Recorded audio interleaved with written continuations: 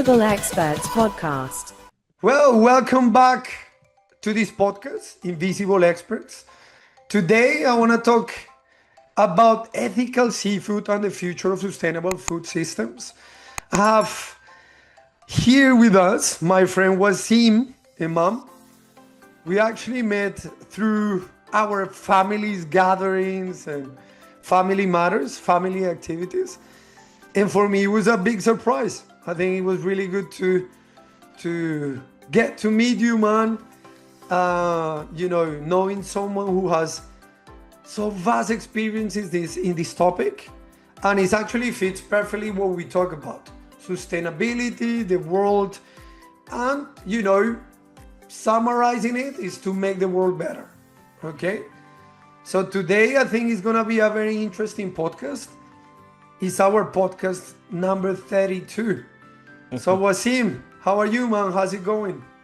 Good. Sorry, I'm just moving to somewhere with more light. That's not great. But actually, no, that's not. Sorry, this is not good at all. Here, much better. It's okay. You look nice, man. So, guys, for those who are listening to us, Wasseem is an expert in different areas, but especially in animal welfare and actually like aquatic welfare, no? That's your main topic.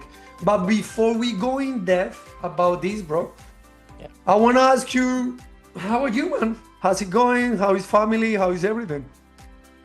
Yes, not bad. It's a bit of a weird start to 2026. We're already almost a quarter of the way through it.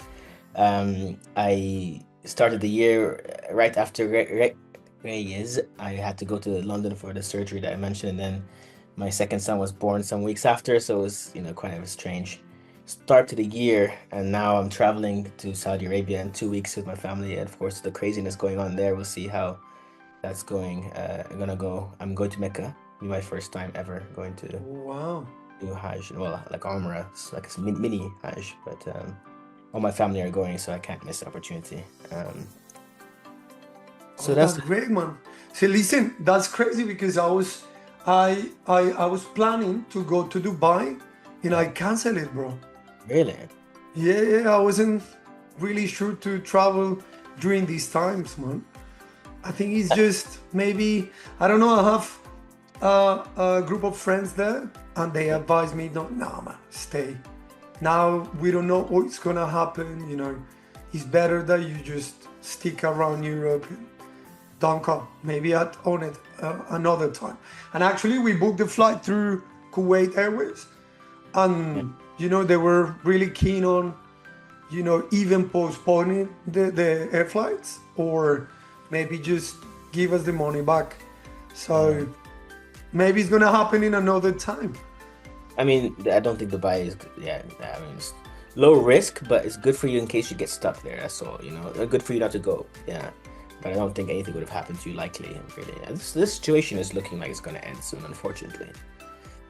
Do you think? I mean, they're hitting around much. They're hitting around much harder than Iran is admitting. Iran will still resist, but it will be left in a bad place. So they're going to destroy the country, and not like Lebanon, Gaza style. But I think they'll take a lot of. When you decapitate the leaders, they're doing some crazy intelligence stuff. Like the way they're finding these guys is not easy. They're not like they're killing them in their sleep and stuff. It's crazy how they know where they're hiding and stuff, And they're hiding deep underground, some of these guys. But I don't know. Gosh. I don't know. I mean, like I'm a super peaceful guy, man. So anything related to words for me is just crazy, man. Especially because, I grew up in Colombia, and when you grew up in places like these where violence is around, kidnapping and bombs, mining and guerrillas and armies and paramilitaries. I don't know, man. I just don't like it, bro. Yeah. So let's see. I hope things getting better and, But yeah, it's good, man, that you're going to visit Mecca. Like last year I was in Saudi Arabia for a few days. Yeah, I stopped by because I spent my summer in Thailand with my family. You said, yeah. Yeah, no, it was great. I mean, I didn't have too much time to see around, but at least I can see I was there. So yeah, I'm pretty sure you're gonna have a good time. And Mecca I was is a born big there. thing for you guys, huh? Of course, yeah. So I was born in Saudi Arabia, and Yeah, I know. spent a lot of my child. I guess you watched now some of my stuff, so you know. I spent a lot of my life there, some key years. I mean, and my dad was there for many, many years, and we have like close ties to the country in that way. So it's gonna be an emotional return for me because I haven't been back since 2004, I think. So like, yeah, quite a long time. Things will have changed for sure, but a lot of familiar things will, you know, make me feel nostalgic. But I think I'm going to be really focused on what I'm there for, you know. So I'm there for Umrah, which is a very religious experience, you know, no phones, no like thinking about worldly things. You're praying a lot, you're reciting scripture. I'm gonna try to connect with something higher and atone for my sins. Wow. But bro, are you going by yourself or you taking your family with you? So originally it was my cousins in the UK and their partners and my uncle who lives there and his wife and some other uncles as well. We're gonna go and we're gonna take my mom with them. And I thought, well, she's coming and they're all going. It's a chance because you know not many of my family go. You're supposed to go once in your life at least. Yeah. So now it's pretty much a big group going, but I'm the last one to book. I only booked like a week or two ago. Actually, no, just last weekend I booked finally. So I'm now going alone, not with the group, but I'll meet up with them there and we'll join activities and so on. Looking forward to it. Wow. Not sure yet. Listen, sorry for my ignorance, but is anybody would be able to go, or you have to be a like practice Muslim, right? So I don't know how they verify it, but it's the theory is closed for non-Muslims. So if they see your name is not like clearly from a country where there's Muslims, they may ask you more questions, but you can be a convert. I think converts have to have like official proof. Honestly, I don't know. I got the visa very easily. And based on that visa, I can then apply for like, I want to enter the holy areas in those dates because you can't enter anytime and they try to control numbers, right? I mean, you're born there, right? And you grew up there. So I Yeah. suppose. So do you have a Saudi passport?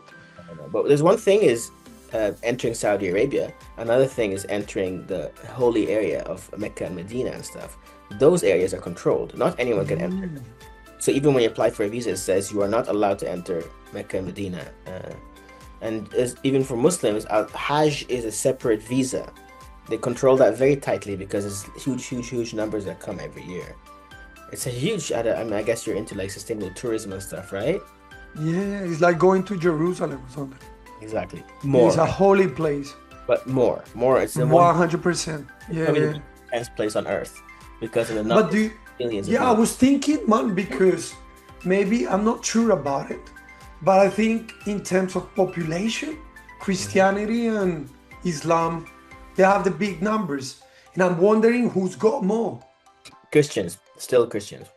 Yeah, Yeah. But that Islam, surprised me, bro, because they say it's the fastest growing religion, Islam. yeah, I But bet so. Christianity has more followers around the world because of Latin America, because of Europe. But of course, the how many of them are true believers?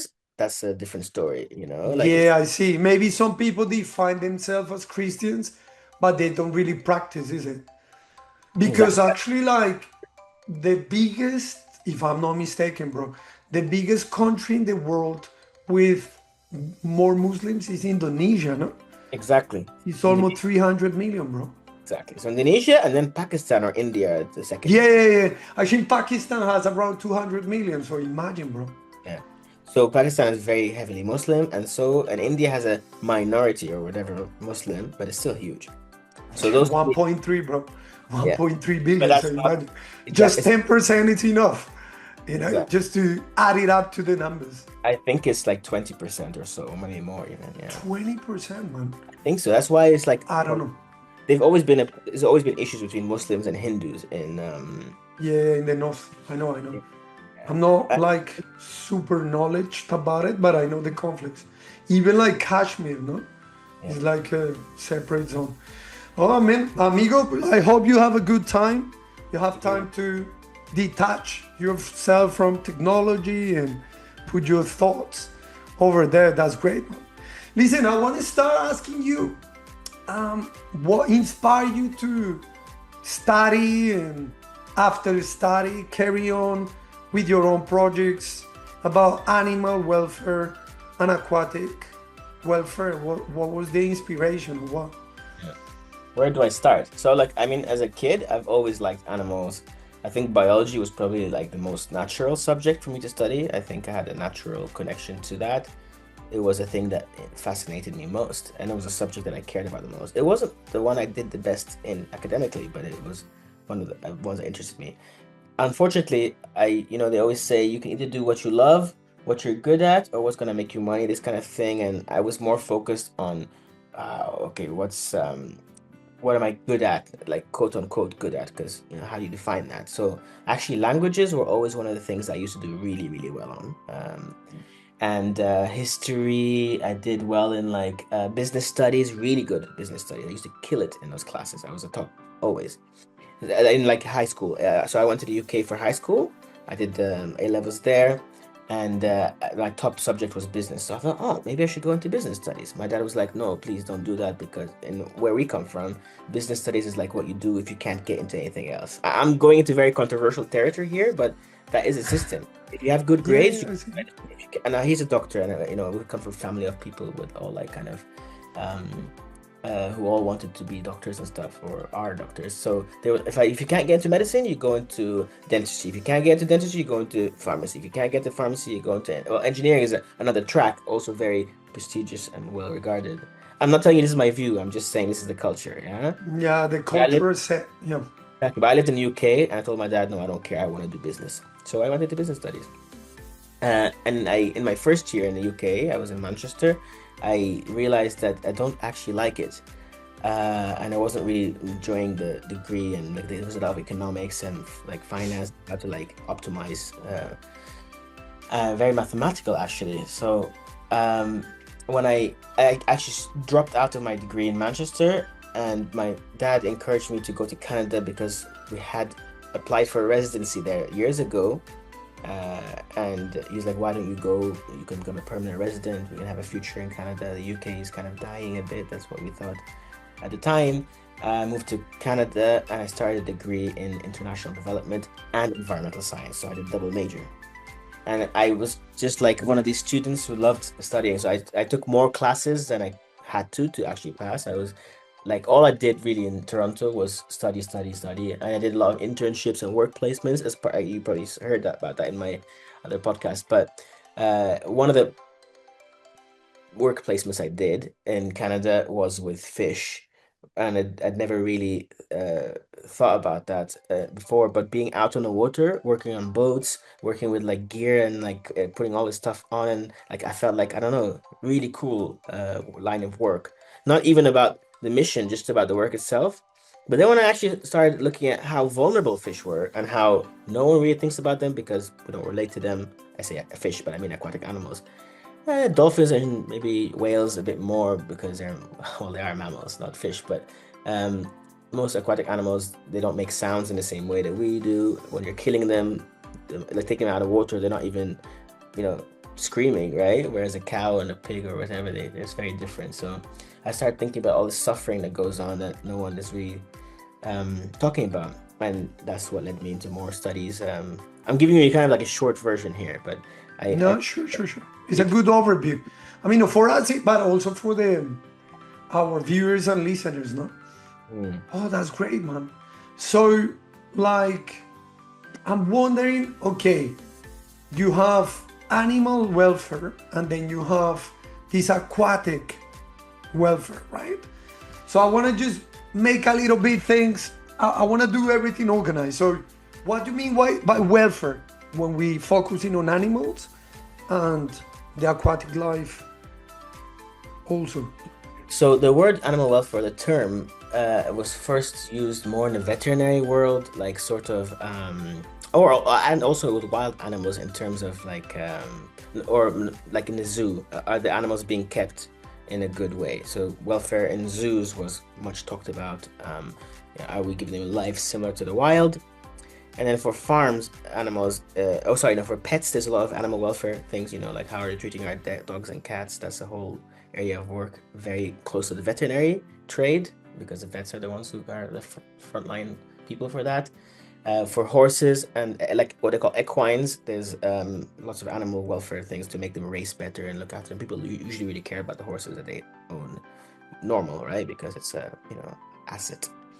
And then later on, it came the care for farm animals. They used to be seen as resources, like we just have them there, like to use. But like actually, there was a book that came out called Animal Machines about how like they were starting to factory farm animals without really thinking about of them as like sentient beings.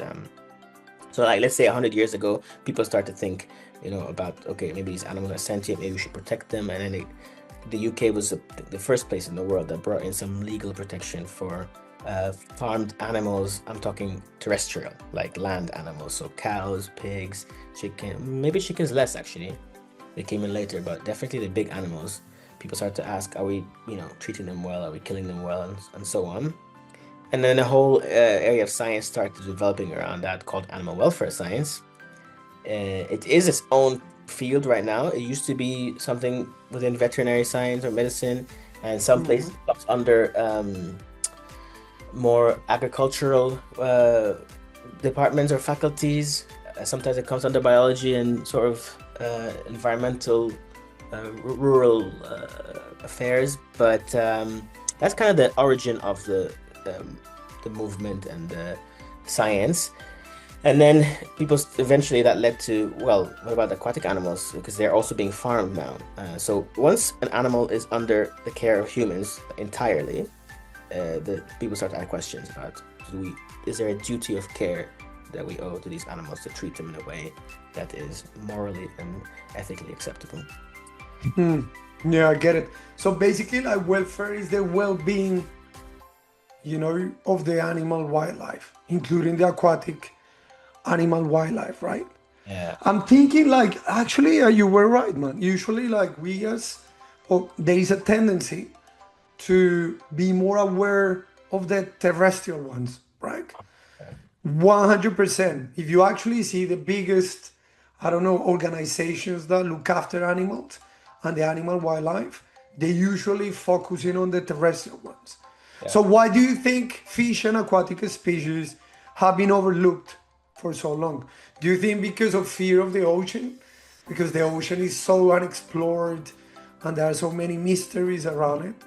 Because to be honest, I think we know so little about it. And also, what percentage is it? Like 70 or 80% of the planet Earth? 70, right? It's water, yeah. Yeah. And our bodies are mostly water, but yeah. Yeah. Actually the same ratio, or more or less, I think. So I think the short answer, I can give a long answer too, but like the short answer is, distance. They call it, there's a word for it, like evolutionary distance, like we're far from them from an evolutionary perspective, even though life started in the ocean and then moved to land. We don't have the same breathing apparatus as them. We don't have the same physiology as them. This is not exactly. They're cold water species, most of the fish. We're warm water, where we don't have babies in the same way. They spawn and like fertilize eggs, where we obviously have mammalian reproductive systems. And I guess to your point about people being scared, all this shark movies and shark stuff definitely did a lot of work to make people think that sharks were bad, but sharks are actually some of the most endangered groups of animals around the world, and it's a real crisis what we're doing to sharks. A shame, actually. They're not out there to hurt us. That's their habitat. Because they cut their fins and everything, right? Oh yeah, that's a whole other thing. Yeah, but I mean, they get caught in fisheries all the time, intentionally or unintentionally. People kill them because they're scared of them in places. Yeah, it's a big problem, shark. But I think it's a lot of this sort of like marketing propaganda type stuff that made people scared through the movies, and now we regret that we portrayed sharks as like this evil bad thing. So yeah, there's all of that, and I think the fact that they don't make sounds, we're kind of conditioned to think that vocalization is a necessary sign of pain or feeling. And then, of course, things like, the whole goldfish having 3-second memories. People think that fish are very basic, or used to think that they're very basic animals that can't feel anything. I think that permeated into the culture and to the knowledge. So, um, definitely a combination of those factors, I think, led to people overlooking it. And remember, they're below the water. So we're here and they're there. That's already a distance between us. These are all things that contribute to us not thinking about them. Um, Yeah, actually, man, it's true, man. We are so distant to the water because I don't know, maybe, of course, I don't know enough, but even in mythology, even the gods were, like especially in these biocentric societies. Actually, I don't recall anything related to the fish species. Maybe in the Pacific Ocean, perhaps. yeah, But then you can see tigers, elephants, snakes. So I, I just yeah. I wanted to go back to your point, Andres, because I think I didn't do a good job. Actually, when you were saying, like, because I was moving my chair in the beginning, I didn't get to say that it was also nice to be hosted here and to see you again and to also like reply to your comments earlier. But I'll just for lack Rewind of a little bit. for lack of politeness, yeah, sorry. But I was gonna say that about animal welfare science, because you said like, what does it actually mean? I never even really talked about the domains, but there's like 5 main domains that people assess what welfare looks like. So you have health. So health is very close to welfare. If you don't have good health, you can't have good welfare. You have Mm-hmm. feed and nutrition. So how are you eating? Like that part of any animal, including humans. If you're being fed and fed good food and frequently, then you're a lot more likely to have good welfare. And then there is environment. How's your environment? So for aquatic animals, we talk about water quality, for example.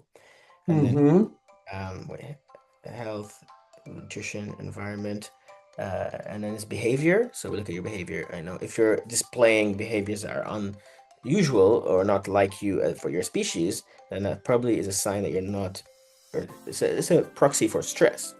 And then there's things like mental state, which I don't work with too much in animals, aquatic animals, but you can look at how is an animal's mental state of being. These things all apply to humans too. So, for example, you could be in prison, but you are being fed well and your living conditions are fine, but you're still in prison, so your mental state is not great. That's an example that sometimes they give for how the fifth domain works. So that's basically an overview of what we talk about when we talk about welfare. No, yeah, it's very well explained, bro. Yeah, thank you. Actually, you can apply these to any kind of a species, though. These kind of 5 domains, isn't it? And like, okay, we established that we as humans, we're a little bit distant from the aquatic world, right? I think this been proved. So when we talk about aquatic welfare, I was thinking about 2 things. On the one hand, I was thinking away, okay, there are some group of individuals who care about the welfare of the aquatic wildlife because of consumption, right? Perhaps. And the second group would be like this kind of like animal, or if you like, aquatic activists who perhaps, let's say, humanized the aquatic wildlife, and they establish, okay, these people have feelings and we don't want them to suffer, because in a way we kind of overpower them, in a way, right? So I was thinking, do you think welfare like are working in both dimensions, so there are more dimensions about it, or what is this about? It's about I mean, you're consumption of humans, how we consume them, or more about, okay, let's protect them because they have feelings and they are part of our planet? Yeah, so you're actually touching upon one of the core heart of the issue really in our line of work. So you could frame it in many different ways. I'm going to give you some of those frameworks. So animal welfare is where I work and where ethical seafood research. I didn't talk about ethical seafood research, but that's the organization that I founded. We're a non-profit. We try to Yeah, we talk about it later. Yeah. Okay, we try to improve the living, like try to reduce suffering of animals used for food in aquatic systems, Okay. But anyway, that aside, so we're very much a welfare-focused organization. Now, there's many in our line of work or in our space that are animal rights focused. Now, they believe and I'm not saying that they're wrong or right, I'm just saying their entry point to the Yeah, food sure.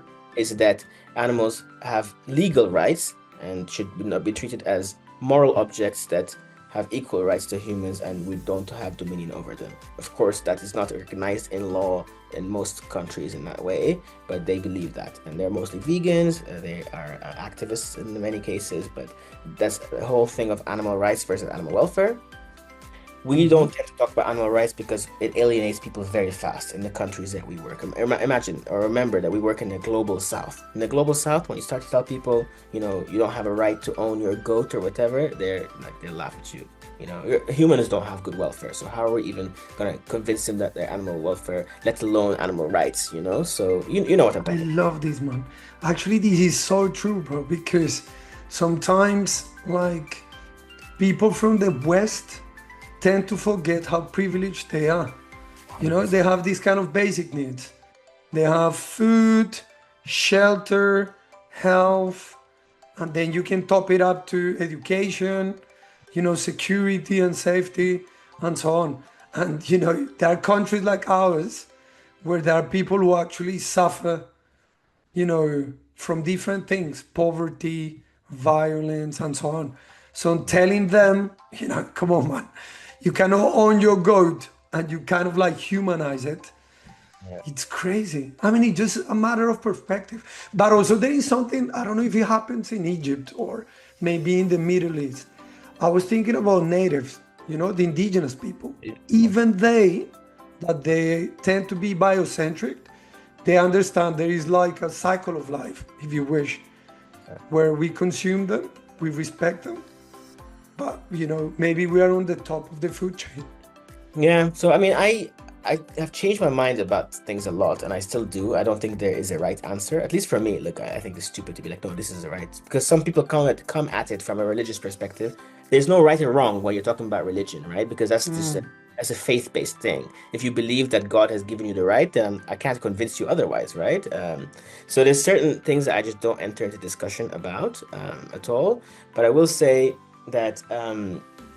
For example, there's a whole area now that's growing in our space called wild animal welfare. Like, how do we intervene in wild animals, not in a zoo, like in the wild, to improve lives? For example, you could do urban stuff like pigeons and rats and stuff. How do you give them better lives? But you can also do it in like the wild. Like, okay, these animals eat these animals because we've removed their predators. So do we have a right to actually make sure that we help this species do better?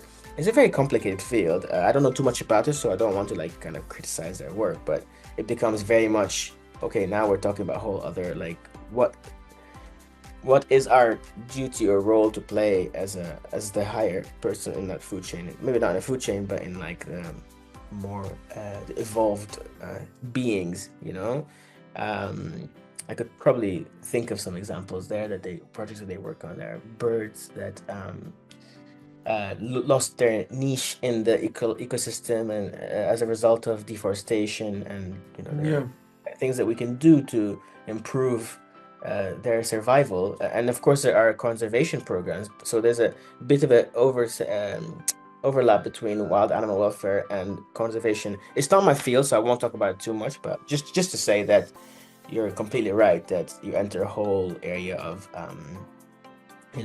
moral and ethical debate where there's no real right answer. There are some things I think we can all agree on, like if you see a child drowning in a pond, almost everyone would say we need to go save this child. So if you use that same logic for like, okay, an animal that's suffering in a certain context, if we can reduce their suffering, should we? And this is where it's an ethical kind of a paradox. You mentioned this in another podcast. So let's say, so we work, let's say, in two spaces overall. On the one hand, we have right to animals, to protect them, to protect the environment, because we understand they are important for the planet. Let's say bees, right? Bees are so important, so we need to protect them. And on the other side, there is this consumption side, where humans consume animals, and if they are better treated and the process, let's say, is more sustainable, it's better for the human beings, no? Yes. Less antibiotics, less mercury, stuff like that, right? Yeah. So just since you mentioned activists and advocates, Andres, I just want to say one thing. So I Yeah. said about animal rights versus animal welfare. There's also there's also welfarists like us, they call us welfareists because we're pushing for welfare, versus abolitionists. And that's a very big distinction, it's very important because there are many in this area that are trying to push for abolition of all animal farming, all animal, like no testing, no lab experiments on animals, no like fur, use of fur, and no food animals. There's a whole bunch of categories that they are no animals in zoos. They don't believe in any dominion. Let's say that extremist, no? In this They, one. yeah, in many ways, they engage very differently, and they are perceived very differently, and that's why we don't take that angle at all. And Okay. sometimes they So attack. you are right in the middle, right? Let's Uh, say. I mean, you understand that the animals have to have their own rights, of course. Like let's say killing by sports, like the poachers, perhaps yeah, in the sub-Saharan African. But on the other side, we need to eat. We have a huge population around the world, and perhaps there is not enough food. So how we, breed new, let's say, food to feed the population, right? So I want to talk about consumption, man, because yeah, listen, I was vegan for a while, okay, but I didn't know a lot about food. So then I changed myself into being a vegetarian, and then I've been vegetarian for a long time, but then I'm pescatarian, basically, right? And then this is when I actually am very interested about this aquatic world. And like this kind of fish tanks farming, like the overuse of chlorine, like in some places. I don't know, I was thinking about this fish who has high levels of mercury and is bad for your body. Let's say problems like in Indonesia, like the small fishes and big fishes, they eat a lot of plastic, hence they have microplastic in their in the body. Hence when you consume them, you obviously exposed to a lot of plastic, and there's a huge problem in Indonesia about it. So on this side, I was wondering what's up, how people like you who conduct research and are also concerned about consumption, do you think it's better to work sustainably? And if we know it's better for the humans, what they keep doing, like this kind of process where they add antibiotics or maybe use other stuff to harm unconsciously, I believe so, or I hope so, into the humans who consume these kind of animals. Do you see what I'm getting at? yeah, yeah. I mean, look, this question comes up a bit in our work, and especially in my personal life. People ask me, "Oh, you work with fish?" Or like, what fish are safe to eat? Which have the level. There are some things, Andres, that I can tell you clearly are myths. So, like Okay. mercury for most marine fish used to be something you don't worry about unless you're pregnant or you're a child or you're an old person.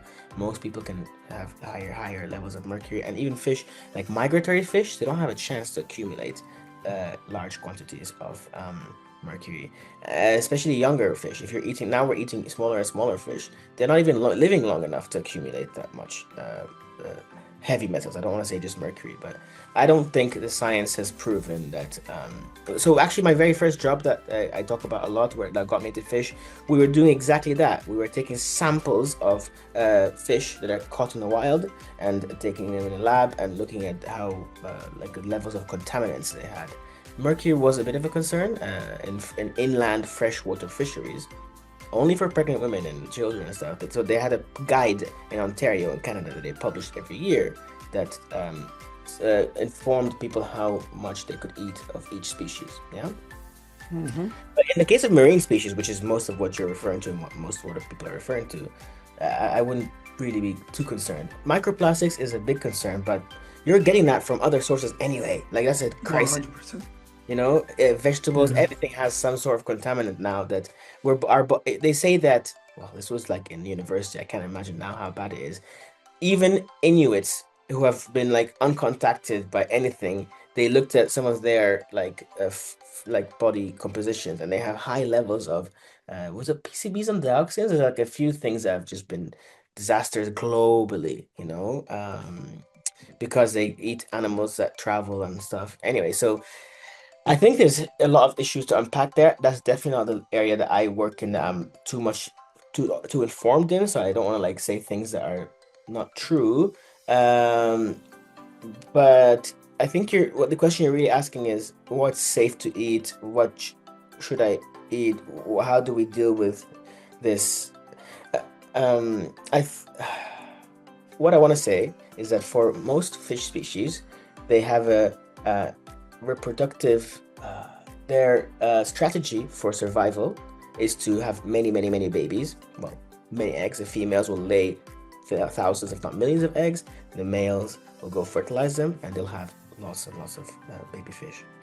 And the vast majority of those do not survive. Okay, maybe I'm exaggerating, but like a good percentage die just because of. Then they count on the fact that many are going to die. That's why they have so many, and then they those ones will have more and more. But so it's like that strategy of reproduction is very common in marine fish like sardines and mackerels and so on, and that's why they have so many at the same time. So mortality is a very normal part of their biology. I think it's called the life cycle. There's a word for it. I can't. There's two. My lifespan or something.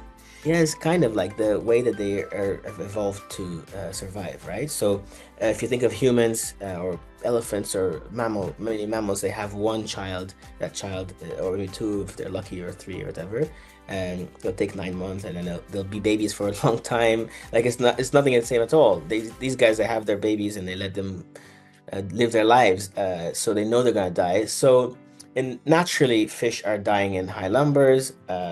Even when they're surviving, the schools of fish, they are feed for many, many animals, so octopus, sharks, seals, whales, so many animals that eat. They are don't say bottom of the food chain, but like at some point they're like definitely not top. There's species obviously like tuna and stuff that are apex predators, but they are feed and food, right? So if you start to tell people like, they weren't meant to be eaten in the wild, they are being eaten. There's no way to dispute that. They are a huge source of food for other animals, and if there was no fish, there would be many animals that would not be around. So humans then enter that equation. So I don't see a very strong position for telling people who can't eat wild fish. There is a disaster, of course, around how humans are catching wild fish. We've evolved. I think you probably know a bit about this, so I don't want to like tell you things but the techniques and gear that we use to catch fish are way more powerful and way more efficient. Efficient is the word they use. Than the fish have evolved to escape from. So we could easily empty the ocean if we wanted. Easily, we could find all the fish and empty it. And we do in some areas. We leave things until there's nothing left. Management of the resources has traditionally been a problem because multiple governments are involved in the same body of water, and they fight over things, or they don't agree about quota, or even the science sometimes is not very accurate. So I would say management is a big problem. Within that, then you have, you're trying to do the right thing. You have a license to catch this many fish, but you're always going to catch fish, so you're not trying to catch because it's not a perfect method. Until now, there's a lot of problems in catching smaller fish. You have to release them, they don't survive, or you catch fish that you're not allowed to catch, you have to release them, they don't survive. And of course, governments like the EU has tried to grapple with this issue in many ways. I don't know if it's hard to say it's been successful. So, like, so to summarize, within the, let's say aquatic, or let's say fish, the marine wildlife, or the marine in general, what is sustainable and not sustainable when it comes to human consumption? Yeah, so I always say, like, we haven't even talked a bit at all about aquaculture yet, or how the sustainability issues there. But in aquaculture, we talk about low trophic species, fish that don't eat other fish, for example, are more likely to be sustainable because that's the fish that are fed to them have to be caught as well, so there's more energy costs there. But for wild caught animals, the ones that are more sustainable are the ones that spawn in large numbers and the stocks are very quote unquote renewable, right? So they, like mackerel, herring, sardines, even many other tuna species, they breed in large numbers. Their populations tend to be okay in many areas, so it's hard to wipe them out, let's say. So they're like some of the safest, so this is best sustainability. It depends where you live in the world as well. So if you live in Alaska, I would say Alaska cod and Alaska pollock. There's two species there that are very well managed. They're examples of some of the best managed fisheries in the world.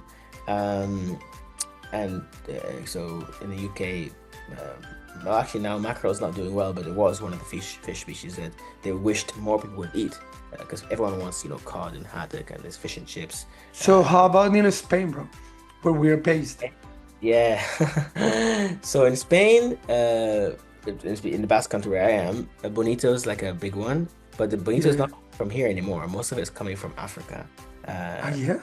And there's issues in Africa around whether resources are being equitably distributed and they're paying money to the governments there to have the fishing rights as the EU. But should the countries there if they have food security issues, is that money actually better for the government and going to them, or is them eating that fish directly better? That's a whole debate. What else do we eat a lot of here? There's a lot of farmed fish, so sea bass and sea bream, lubina and dorado. They're farm fish. They're farmed. So there are two ways to, let's say, perceive this aquatic, consumption life, which is on the one hand, fish farms, and then go out to the ocean and catch the marine life, right? Yeah, absolutely. Okay, so what is less sustainable, let's say? Fish farm? Because sometimes they are overfed, no? Or what? I don't know. Yeah. Sorry. So if you are using a welfare lens, you would probably say that farmed is worse because they are being kept in captivity their whole lives. So wild fish have a better life. If you're just looking at it from a pure welfare and a behavior type approach, and even then there's people who will debate and fight what I just said, so I don't want to say it like a definitive thing, but some people argue farmed is better from a welfare perspective because actually you can give the fish a really good life that they might not have in the wild. Anyway, yes, there are sustainability issues in aquaculture for sure. What I always say with aquaculture or with fish or aquatic animals in general is as opposed to cows or pigs or whatever, where it's just one type of cow that's farmed. With fish, there's so many. We farm 400 at least species around the world of fish. So what is good for one fish and might not be good for another. And even wild caught fish. There's some fisheries are very sustainable and some are not. So I don't want to talk about generalize because there's some species that are caught in a very sustainable way and the governments are doing a great job. Cod has made huge comeback. Wild salmon was at some point very safe to eat, or wild trout. Farmed salmon is under a lot of attack currently, so probably actually I would say salmon is one of the things that we could probably eliminate from our diet because it's not salmon. Yeah, because we don't need it for food security. Okay. I know people love it, but doing it it's just because it's been said, bro. Salmon, has, this is according to the nutritionist, right? It's very low in mercury. You said that there is a lot of myth around that. Secondly, it's a blue fish, so it's supposed to have a lot of omega-3. Oily, yeah. Yeah, and it's very delicious though. It comes with a lot of... So would you suggest that we don't need it, or what? The thing is, I'm talking about it from a welfare perspective. Okay, yeah, I love it. How come? When I studied aquaculture, we were sort of taught that salmon aquaculture is some of the most high-tech, precise, high welfare even aquaculture because it's like it's farmed in Norway is the biggest country, and Scotland and Chile are number 2 and 3, or I think Chile might have beat Scotland now, but they're the top 3 countries in the world that produce Atlantic salmon for most of Europe and the global north. Now, what we've learned in the last few years is actually they're the ones that use medicines and antibiotics more than any other aquaculture sector. Gosh. Okay. They have had a negative impact on the environment around them, even though they try to have. They're very, very large installations. It's keeping fish in huge net pens compared to other species. Yes, they use a lot of technology to monitor them to make sure they're fine and stuff, but there's issues like sea lice, which is very bad for the fish. For now, it's not affecting consumers, but sea lice are a big issue. Then also because they're such big areas, they affect the environment and bring in animals like seals. How do we deal with the seals? Sometimes bluefin tuna, large tuna, will enter the installations, will find their way to enter, and then they will start killing the fish, and then we have to kill the tuna because. So there's a lot of these kind of issues. All industries have issues. It's not new, but I say salmon because if we're dealing with abolitionist type people, the justification is usually something like it's important for food security, so don't attack us. It's important for reducing obesity, so don't attack us. Now, salmon is not important for food security. You might say nutritionally it's important, but even then, there's other ways to get those nutrients, if that's the one thing we're trying to do, Yeah, I get it. I'm not telling you it's my view, because I'm still on the fence and I still have a lot to learn. The more you learn, like I said in the podcast, the more you learn. No, it's fine. No, I understand. I mean, it's like, yeah, we don't know yet whether, it's kind of like that's what we have to do. Yeah. We don't know yet whether it's good to know. Listen, and in terms of like, more or less for our audience, right? I don't know if I'm right or not, but just to conclude. So Ikadmi said that salmon is one of the most intensively controlled and industrialized species in aquaculture, right? 100%. I think so. Perhaps if someone asks you, would you recommend consuming the least from the fish, menu, that'll be salmon? Because as you said, if the argument is that salmon provides certain nutrients, perhaps we can outsource it from other products, right? Yeah. So, you're spot on, perfect. I agree completely. I would just say that it depends if you're looking at it from a purely sustainability aspect, or purely from an ethical aspect, or purely from a nutritional aspect or economic aspect. I mean, salmon is probably the most profitable form of aquaculture. Of course. Economically, it's probably better than. Yeah. Thanks, man. Listen, let's go back to the welfare thing, right? So, from your experience, what are the most common welfare challenges in aquaculture today? So the first thing we always say is aquaculture is a broad term. There's encompasses things from sentient to non-sentient. You have mussels, you have shellfish, oysters, like oysters. Of course, seaweed and seagrasses, and some people call it sea moss, not seaweed. All of these are forms of aquaculture. So it's not just fish, or finfish as they're called officially, that are farmed. There's a whole array. So there's many species in aquaculture. There are many systems of aquaculture. So most people, when they think of fish farming, they imagine these big round, going back to salmon, big round net pens in the sea with many salmon in them. But actually, that's if you look at the global. If you look at aquaculture on a global level, most aquaculture is not marine, and it's not salmon, and it's not in this farmed in this way. Most of it is actually inland, so it's freshwater, and it's not necessarily cages. There is a lot of inland cages, but mostly would say ponds is what you see, and it's mostly in the global south. So places like China, India, they're huge. Indonesia, Vietnam, these are countries with huge aquaculture sectors. It's more like inland ponds. Some of it is brackish water, so like a mixture of marine and fresh. So that would be shrimp, and some species are able to tolerate both. So we always have to clarify when we're talking about aquaculture. Are we talking about marine? Are we talking about inland? Are we talking about cage versus pond?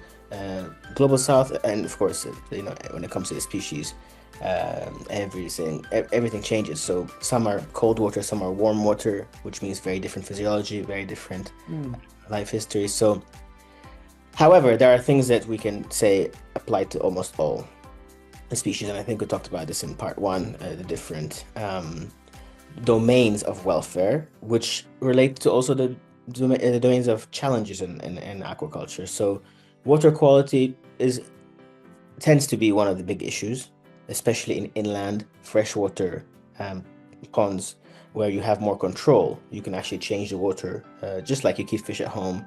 If you don't change the water, the filters can only do so much.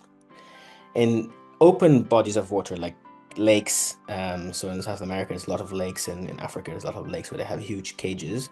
There's interchange of water with the environment, so that's not as big an issue, and you can't actually do too much except stop feeding, changing, maybe you can stock fish differently and so on. But it's important to keep in mind the limitations of the system when you're talking about a challenge. So let's say water quality number one, just maybe it's not the top, but it's something that will always be an issue in any form of aquaculture. Will come up. We'll have slaughter. I'm not necessarily giving this in order. I'm just saying maybe the ones that everyone will probably agree on. Slaughter. How are the fish killed? That's a topic of huge debate in aquaculture. Or shrimp, or species that we believe are sentient and can feel pain and deserve to be killed in a humane way. So one of the biggest issues in aquaculture, and we work on this, I'll talk about our work a bit later, but so we saw humane slaughter, I talked about water quality. There's always the issue of stocking density, like how many fish or animals, let's say, we're putting in a system. Is it too high? Is it too low? Sometimes too low can actually lead to aggression between certain fish species. If they have like territories that they hierarchies that they create, and they like fight more if they're not stocked at high density. Tilapia is a good example of a species that is very territorial and aggressive.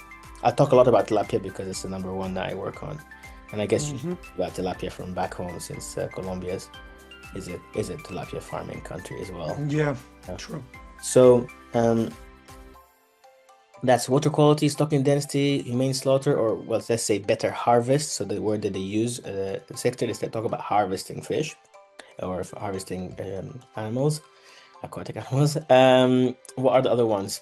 So if you want to talk about welfare, the high end of welfare, apart from removing stress, which is removing negative welfare, there's now discussion on positive welfare. So how can we give a life worth living to animals? This comes from land animals, right? So with land animals, they talk about, like, with pigs, they give them these chains that they can, I actually don't know what to do with the chains, to be honest, but I know that they have these chains. And the cows have these like brushes that they brush against, and that feels nice for them. So different land species, they've played around. Oh, there's balls, I think, that pigs as well play with, and sheep have different things they've tested for them. These are all things they call environmental enrichment.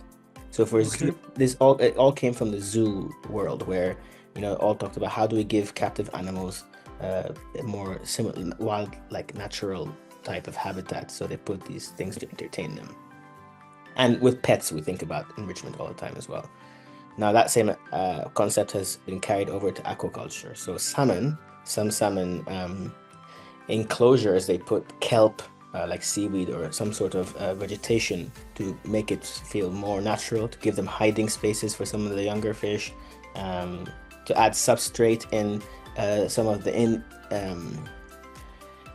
on land structures, like in the tanks and stuff, or in the long pipes or tubes between areas that have like substrate, so that the fish can feel like fulfill part of their life histories. Let's say, like tilapia, for example, like to burrow. So when you put them in a pond that has a substrate, they're able to, fulfill that behavioral need, as we call it. So environmental enrichment is probably one of the more controversial and more like modern sort of. We haven't quite got there yet, but there's discussion about it. It's a challenge, but it's not something that we're making huge progress with for now. The other ones, humane slaughter, we're doing a lot, I think, to find out what is truly an improvement in killing fish. Stocking density, I think we know more or less what's harmful. So we have some limits there. I think I'm missing one. Oh yeah, nutrition, of course, right? So how are you feeding the fish? Are you feeding them too much? Are they, growing too fast? Like with chickens, there's this breed of chickens called Franken chickens that like they grow so fast. We've genetically modified them to grow so fast that their legs don't even support their body weight. Like they're so obese. Wow.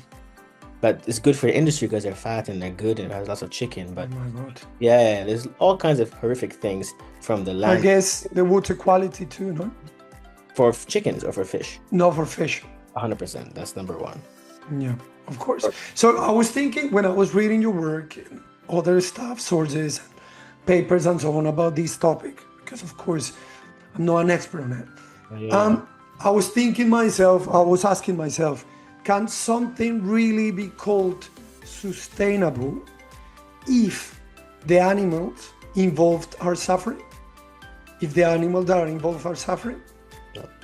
So again, you're getting to the heart of one of the issues that we talk about a lot. We try to make the link between animal welfare and the sustainability. And it's true that something can be, if you take out the ethical equation, you're making a lot of money by farming chickens in this way, and probably it's less carbon emissions because you're putting more chickens in the same area, you're feeding them more. It could be more efficient, actually.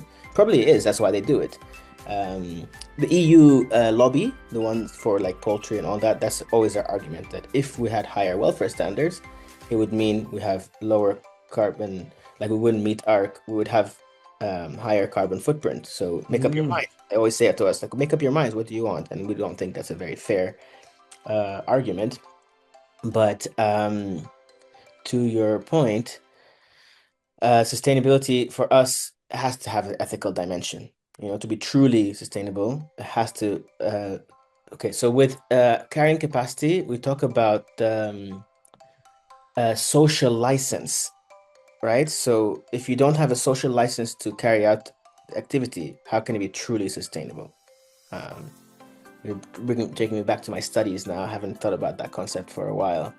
Of course. So yes, you need social license to operate and for it to be sustainable. And the public, whenever you do surveys and you tell them this is the conditions that these animals are being farmed in, they always say no. Well, like they are pro better conditions for farm animals. They don't say stop farming them, but they say let's give them better conditions. Of course, then there's an element of, well, are they willing to pay?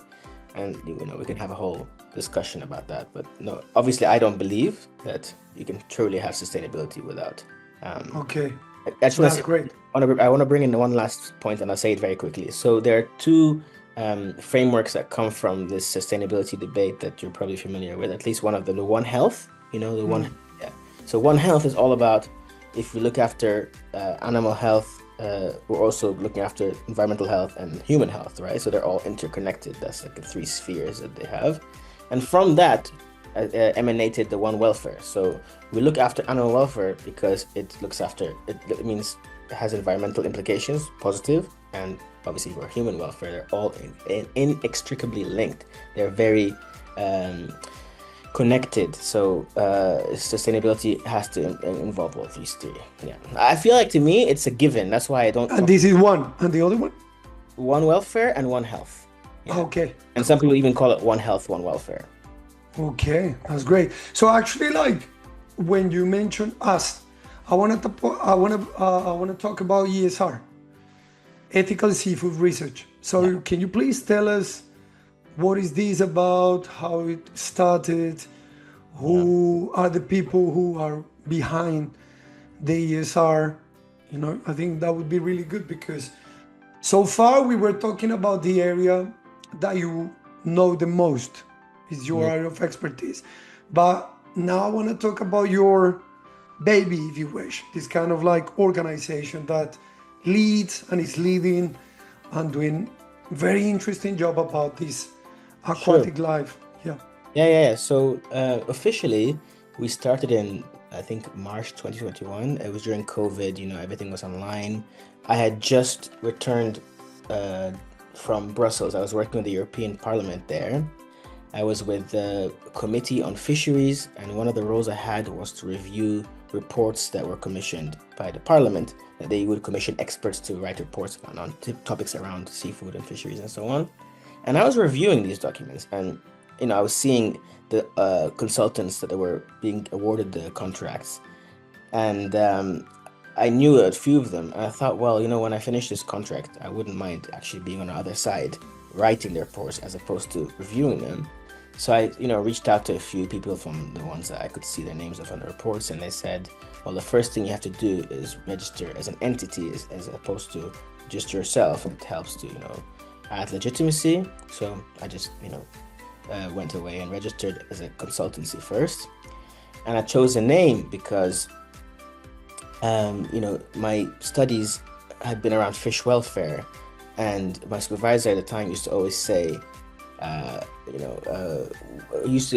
instead of sustainable, he would use the word responsible and ethical, and I thought that was interesting because, of course, sustainable has become a bit worn out. Responsible is something that gets you thinking, well, what is responsible production? Yes, you could have very financially lucrative models, but if it's not ethical or responsible, then should we do it? So I put the word ethical there. And of course, I thought of us as would be research intensive. That would be our main mode of operation, since I was reviewing reports for the research department of the European Parliament's Committee on Fisheries. And that's where the name came. But it was just me in the beginning. I was applying for contracts. I got some European grants with other organizations. I did some bits of work. But I was also working for an organization called Aquatic Life Institute at the time, and I realized, oh wow, actually, they're a small nonprofit. They have they do so much for being a small team operating in a startup type way. And I was like, well, I could probably do something similar. And a year later, one funder encouraged me. Actually, it was that year where the stock market was booming in 2022. In the summer, the stock markets were doing incredible. It was a really good time for foundations because they had a lot of money to give away. So, they gave me, I think I put a grant in for oh God, my doors, someone's at my door again. Sorry, I had too many parcels. God damn.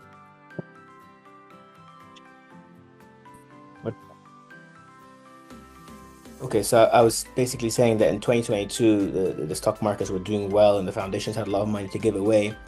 And I submitted that. They told me, oh, be as ambitious as you want to be, So I was like, okay. I asked for a large amount of money. Well, 80K, I think it was, which was huge for us at the time. Considering I was bringing 5-10K grants, that was a lot of money. And I had pitched an idea that was ambitious, and I actually realized I couldn't do exactly that with that money. But I got permission to do something different, but along the same lines. And that's really where ESR was born in its current form. I hired someone in Kenya.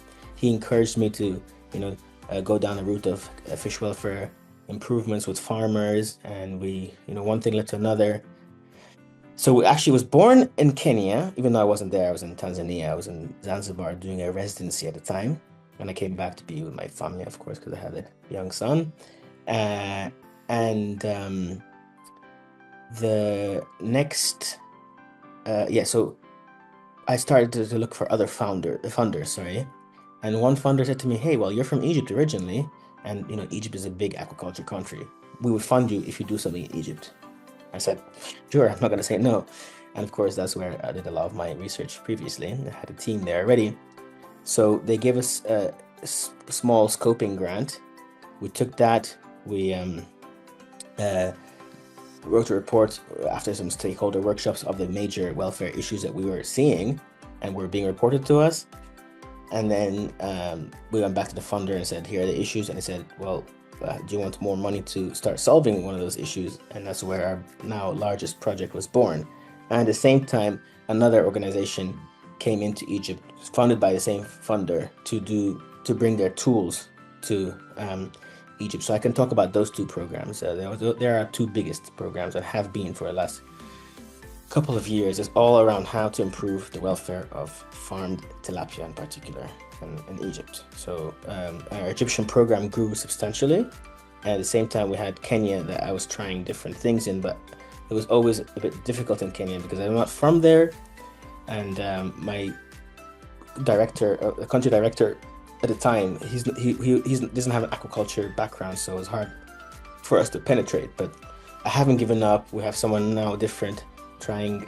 He's from the riparian counties, as they call it. Have you been to Kenya by any chance? Yeah, of course. Listen, bro, Yes. one question, but I don't know if you can answer or no, because I was wondering before you said, listen, some for-profit organizations or enterprises, they say, the more efficient way, low footprint carbon, it could be like, let's do it industrialized, massive, not sustainable, and so on. So I'm wondering, your funders who eventually they step up and they say, you need more money? Let's do it. What is the purpose? Why are they doing this? Why they want to fund this?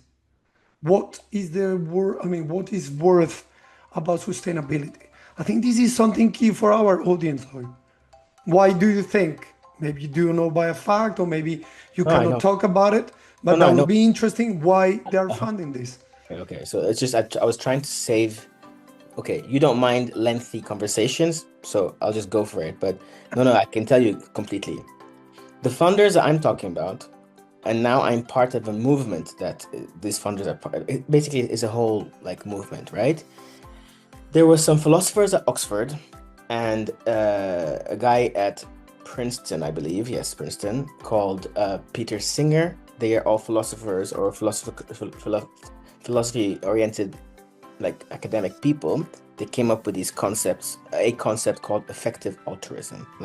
There's a book called Doing Good Better by a guy at Oxford called Will MacAskill, how to do the most good in the world in a most efficient way. So they brought mathematical thinking to a charity, basically, and they started criticizing, well, I don't think they were intentionally doing that, but they were saying a lot of money goes to these large NGOs, non-profits, and they don't have the impact. Like the Red Cross, maybe, I don't want to criticize them, but there's examples of some charities that don't actually. Yeah, of course. Yeah. So they started finding examples. For example, malaria nets. You pay so little for malaria net to distribute it to people, and it can save so many lives if it's used properly. So they have a foundation that they funded, or basically a non-profit that they founded or funded, called AMF, Against Malaria Foundation, and it's one of the most successful charities. This when we started adding fluoride to tap water, at least in the UK, I don't know if it's global, but once they started adding fluoride to tap water, people's teeth, dental health improved considerably. Small changes like that have made huge advances in certain areas. So they're always looking for these small changes that can be, so there's a framework that we use a lot in this movement that's called So did I say the name? I don't know, but the movement is called effective altruism. So Yeah, you did. I thought that was a book. well, the book is called How to Do Good Better, the one I was referring to. How to do good better. Yeah, Okay. and now there's a Spanish version called there's a guy called Pablo Melchor. It's called Altruismo Eficaz. Something mejor, but So anyway. yeah, I'll find out. Yeah. So the movement is called effective altruism, and one of the main frameworks that we or they use in assessing whether a cause area is worth working on and worth funding is called the ITN. So importance, tractability, and neglectedness. That's the three main things you look at. So I'll apply it to fish, and you'll see why they think fish is important. If you look at importance, you can look at the scale. So the individual number of fish that are farmed, or shrimp that are farmed in aquaculture, is huge. So you have the possibility to affect a lot of animals or a lot of individuals. Tractability is, are there solutions that exist that could make a significant impact on this problem? So, for example, in the malaria nets, there's some simple solution to something that could help a lot of people. So that's a tractability. Okay, so for fish welfare, I could have given you an example of electrical stunning, that is a humane slaughter technology. That's something that could be tractable potentially, and we are working on that, or we have tried to work on that. And then neglectedness, the N, is how neglected is this topic? Is anyone else working on it? And if we weren't working on it, would it ever get solved? And definitely farm animals are out of sight, out of mind, and aquatic animals even more so. Yesterday we talked, or part one, we talked about why do people not relate? Aquatic animals are very neglected in that sense. So that's how they decide whether to fund the cause area. So when I was carrying out research on fish welfare, hardly anyone was funding it. And out of nowhere, these guys came and they're like suddenly putting all this money into the cause of farm animal welfare, into fish welfare in particular. And there's now a lot of interest in how to improve the welfare of fish in Yeah. Wow. global. And where these people are getting the money from, bro? Right. So I was gonna, I guess I could say so much stuff. So basically, there was one of the main guys from Facebook, not Mark Zuckerberg, obviously, but like one of the The sponsor, investors or stakeholders. but the early on people, right? So him and his now wife were both there. His name is Dustin Moskovich, and her name is Carrie Tuna. So they left Facebook. They took their shares, which obviously are worth billions, yeah, or I don't know how many billions. They founded a company called Asana. Do you know Asana, the software that people use for? Yeah, of course. I use it though. Me too. Yeah. So Yeah. and it's reduced. Do you have the non-profit version where it's cheaper? I hope you do because it's a big discount. I have the free version because anyway we have a lean model, so we don't use it too much. I mean, we have very few staff working for us. Right. So Asana was founded by those guys. So they take the annual, I guess they just take the interest that they have from their shares, either from Facebook or from Asana, I'm not sure, but a lot of their money goes into this one foundation that used to be called Open Philanthropy, and now it's called Coefficient Giving.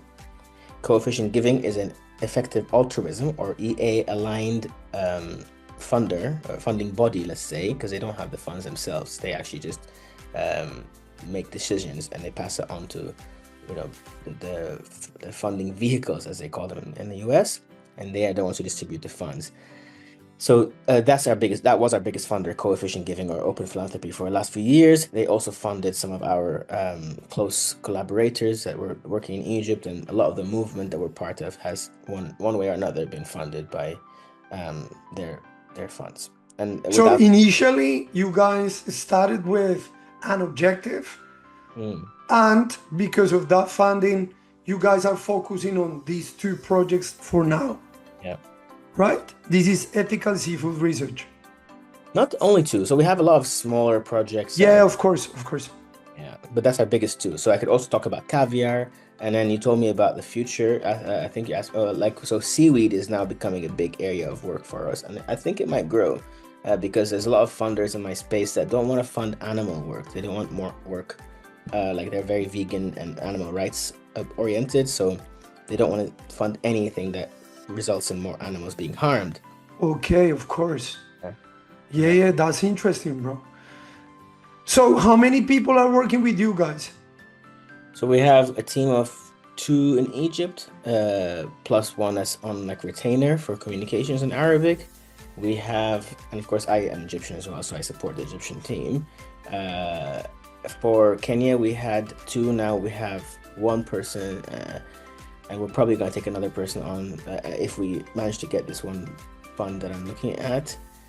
Tanzania, we have 1 person who's been on standby since that last project wrapped up, but now we have some more work coming there, so we will be reactivating the work there.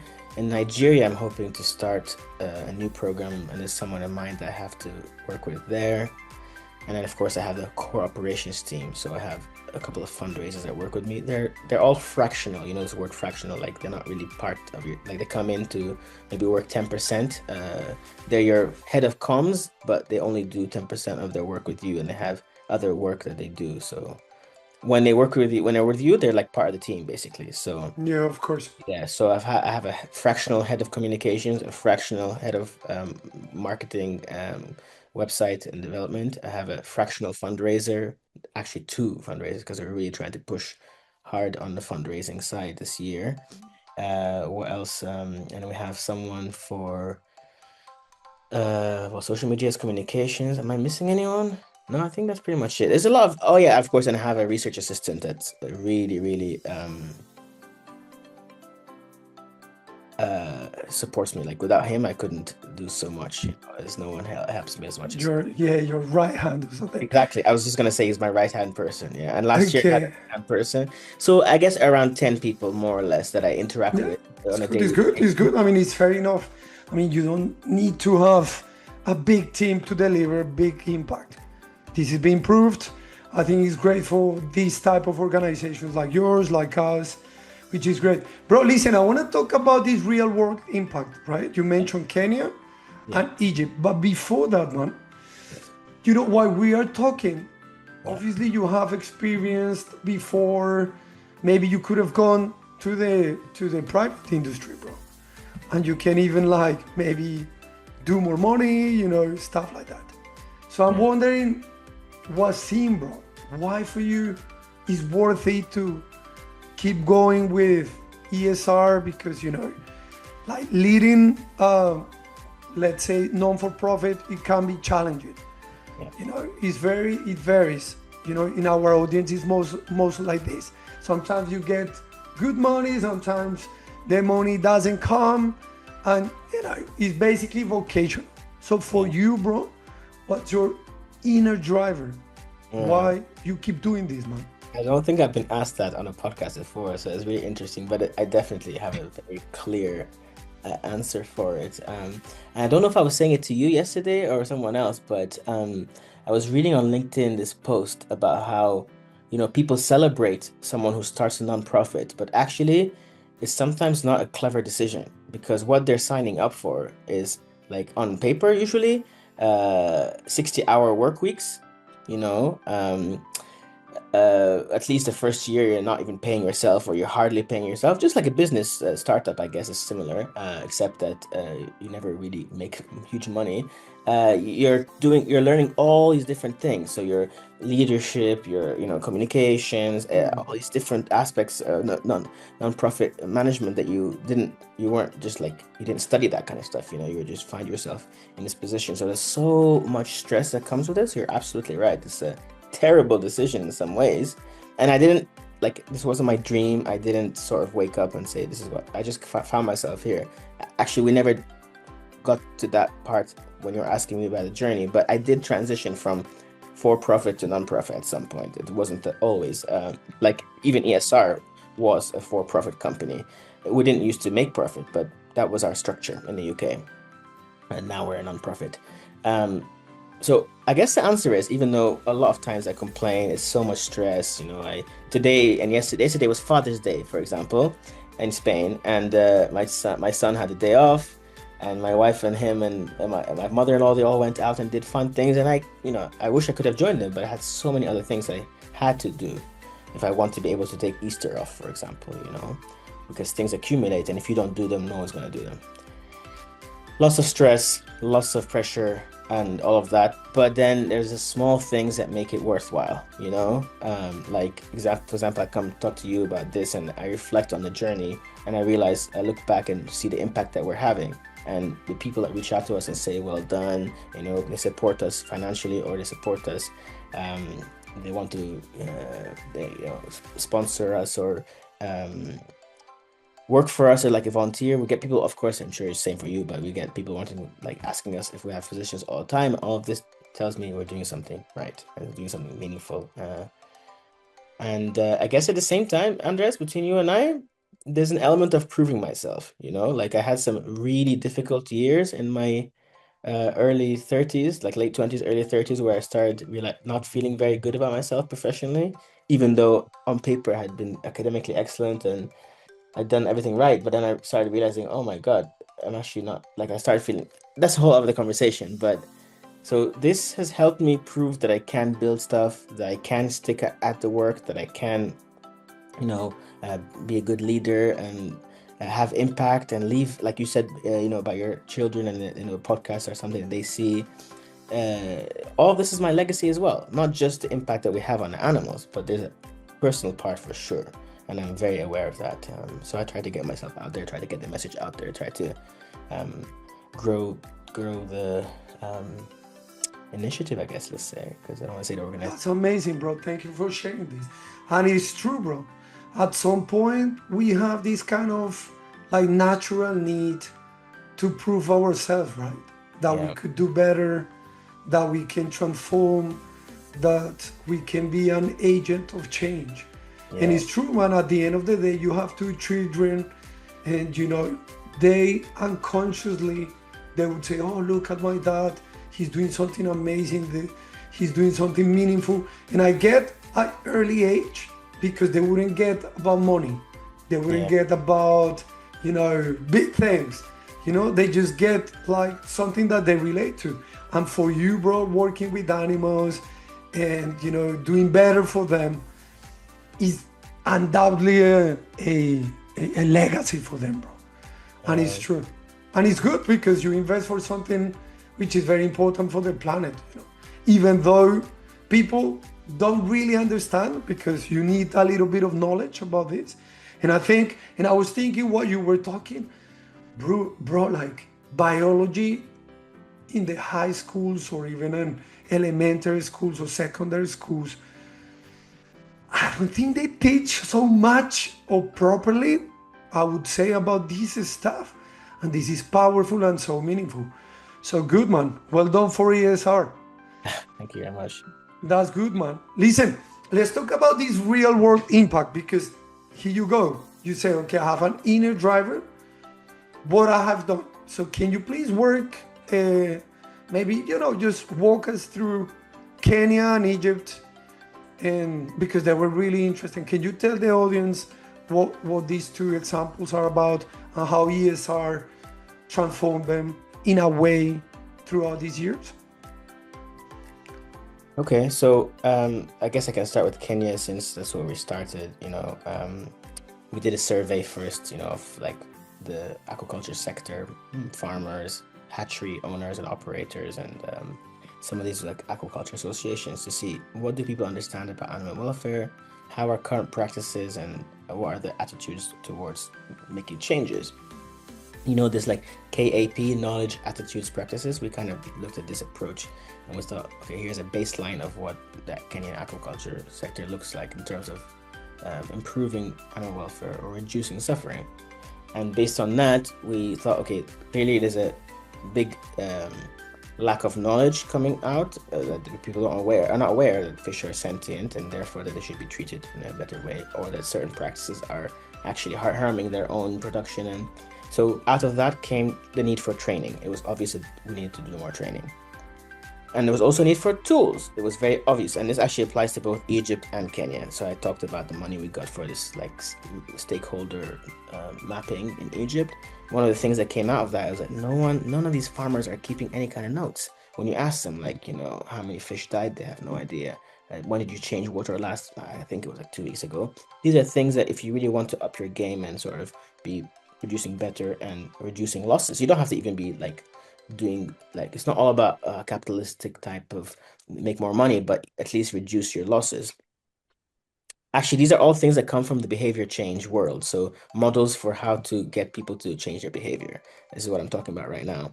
So some people are motivated by more money. Some people are motivated by not losing money. And you have to understand the people in front of you. Each person is different. So it's very interesting, actually. So in Egypt and Kenya, it was clear that we needed to formalize the way people are record keeping and monitoring. So most farmers don't have any equipment for monitoring how their water quality is. So if you've kept fish at home, you know that if you don't know how your level of ammonia, or you don't know how nitrates are doing, the fish can die very quickly. It's not as big an issue, oxygen in like home, like pet fish, but in the farm, oxygen levels are very important to monitor, and if they drop, the fish will die. If they drop beyond a certain level, of course. So even just establishing basic better practices in terms of distributing water testing kits and informing the farmers of how to use them and monitor them and checking in with them and getting them excited about it. When they see that actually leads to change, they want to do it more. And there's this app that we've been using for the last few years. The cool thing about this app is that you enter the parameters and it shows you, it gives you a score. And if you do certain things, like if it recommends you something to improve your score, and if you do it, you get a better score. And then you see that over the cycle, oh, my production is on paper improving, and that usually correlates with a better outcome at the end. So hopefully your fish are healthier, they're getting better price. Obviously it's not a perfect model, but I'm saying you get people excited about their production and improving it in that way. That's something we've done in both countries. One different approach we've tried in Kenya is we've also trained what they call extension officers. So in many countries, the Ministry of Agriculture or whatever Department of Food and Agriculture, they'll usually have extension officers or like a veterinary that goes out to help farmers. Like their cows are dying, they'll call and they'll come out and help them. That's a service the government usually offers. For fish, that doesn't exist in many places, but Kenya, they kind of have this structure where there's these extension officers as part of the ministry that go and visit farms, and we put the tool in their hands, and actually they have to go visit farms anyway. So for them, they're using it as part of their work in Kenya to just collect data, and they show their bosses that they're regularly visiting and improving welfare of fish. That's not the core aim of their work, but it's just supplementary, complements what they're doing anyway. It just helps them to basically report better. And it's obviously good data for us to see where are the major issues. Is it, in this area here, there seems to be farmers that don't have water testing kits. Would that be helpful for them? And so on. So that's an approach we've taken in Kenya. And of course, we're always doing trainings. We're always thinking of better ways to put tools in the hands of people. We don't develop the tools, just to be very clear. This app that I'm talking about, it's not our app. It's another, that is an organization that's for profit, a UK-based consultancy, also funded by the same big, large donor I talked about. And we're talking about multi-million dollar grant that's gone into the creation of this app. And they also have online tools that they've created. Online trainings that they've created. So we enroll people in their training as opposed to developing our own necessarily. We usually send the people to theirs if they can. If not, we do in-person stuff as well. I'm just trying to give you a bit of a sort of layout of the different things we do. And we're always doing research, right? So of course, it's in our name. I always say, and when I have presentations, that we have research is the first thing we do. And then we do some policy work. We do, and training and education are like a core part of everything that we're involved in. Policy, okay, let me talk about research first, and then I'll come to policy. Sure. So in terms of research, it's always about, so even a survey, that's a form of research. You're going out there, you're figuring out what the issues are, and you're implementing solutions based on that, or trying to implement solutions. And we're looking for things that we can improve the situation immediately. The app is one way to do that. So we do research. Is the app useful? What can we do to incentivize farmers to use it? That's all research type questions. But from a scientific side, we do things like there's this humane slaughter that I mentioned, like how to kill fish better. For your listeners who are probably not too familiar, or your viewers, I don't know if it's viewers or listeners, or probably both. Your audience. Okay, so the way that fish are caught, I'm going to say aquatic animals, right? So the way aquatic animals are caught after you finish farming them is that they're removed from the water and they're put on ice without any kind of treatment. And they usually breathe in air, like suffocate in air for hours. And they're even taken to market sometimes alive. There's some species that can stay alive for days. It's not very nice for them. Some species die faster, so it's not as cruel or inhumane. But for at least tilapia, we know that they can stay alive on ice for hours after being removed. Wow. Yeah. Didn't know that, bro. But we can do like, yeah, go ahead. Yeah. No, sorry, man. I was wondering because usually like the best fish are the one who, right? Fresh. Yes. Yeah. That's crazy. You can have fresh. Yeah, of course. Like if you can, look, there's ways to kill fish when they're caught that reduce the suffering and still gives you an even better product. So it's like a win-win.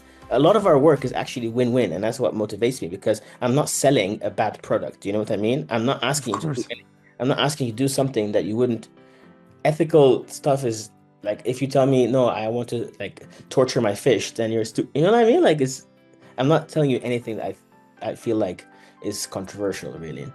Not you, I'm talking about farmers, right? Yeah, of course, of course. So where was I about this? About research and Yeah. about slaughter, your Yeah, framework that you slaughter, use. humane slaughter, yeah, humane slaughter. So I was saying to you, one of the things that we were researching, like one of the biggest projects we have, we call it Harvest Well Egypt, how to get farmers to harvest better.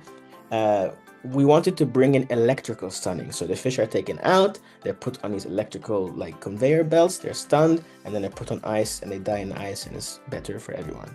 However, we realized the sector is not really ready for that at all. Like the systems are very basic. There's not good power supply in many places. It's just not a good idea for many reasons logistically.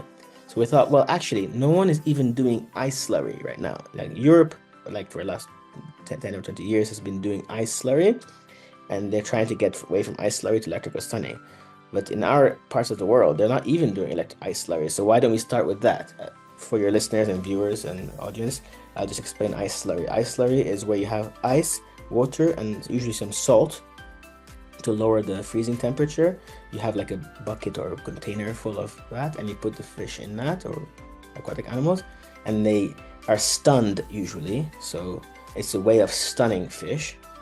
It's not humane necessarily. It's not been certified or recognized as humane because it's too many minutes. It takes up to 10 minutes for many fish, maybe more even sometimes, to be stunned, to show signs of loss of consciousness. So we're trying to move away from that in this part of the world, but in the global south, that would be a huge improvement on the current practice. So we're looking at the right recipe of like how much water to ice to salt, and for how long to put the fish, and what the temperature is, basically we want to create a standard operating procedure for the use of ice slurry in Egyptian aquaculture. That's a big research project of ours right now. So that's what I say when I mean, that's what I mean when I say research. That's the kind of thing of research. Yeah. And then the policy work might be quite interesting. So we worked with the government in Zanzibar last year. That's part of Tanzania. They're a big seaweed farming. There's 2 islands that they farm seaweed there, and they wanted to come up with a strategy for how to develop the aquaculture sector over the next 10 to 15 years, and they asked us for help. And we said, well, that's not really our line of help, but we can work with you in return for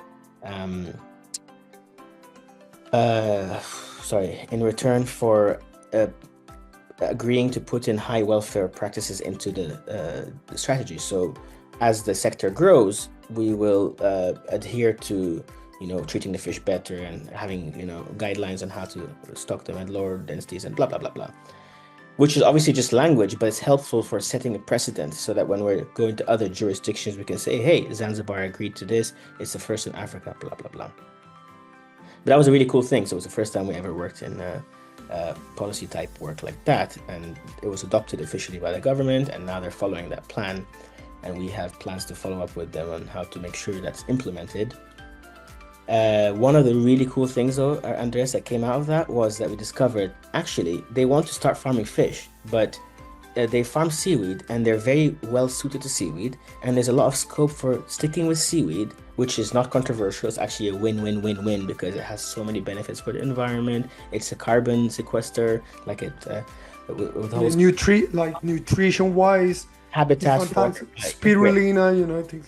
And it provides employment for women and in areas where women Bro. So it's one of these really cool success stories that is like everyone can get behind. Usually, of course, there's caveats. Of course, there's I'm not trying to sell it as Of course. but it's one of those cool things that I think funders get excited about, and of course, people like us working in the field, and that's why out of that we're now growing a whole other seaweed oriented program.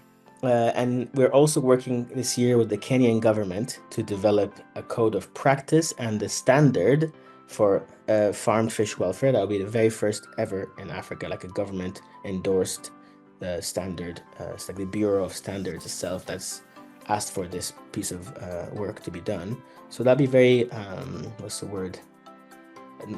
pioneering or like kind of unprecedented, like a game changer. Like it's a big deal. Yeah, of course. Once you do it once, you know, a precedent. Yeah, yeah. It sets a Yeah, precedent. so it would be good for you guys. For sure, because then we can do it somewhere else. We can say, well, Kenya You has, can replicate it and then yeah, grow absolutely. as ESR. I'm actually That pushing- happens in Tanzania, no? yes. But based upon what happened in Egypt, right? Sorry, no, sorry. Tanzania, we already did that for the Zanzibar at least, and now Okay. we're doing that with Kenya. Okay, well, So yes. we're already pushing. We're pushing in Egypt because if we do it in Egypt, it'll be a very big deal. It's a big country, a big sector, one of the largest in the world. So we're working very closely with the Egyptian government to get into, hopefully, agree to the creation of a standard like this. So basically, when you farm seaweed, Mm.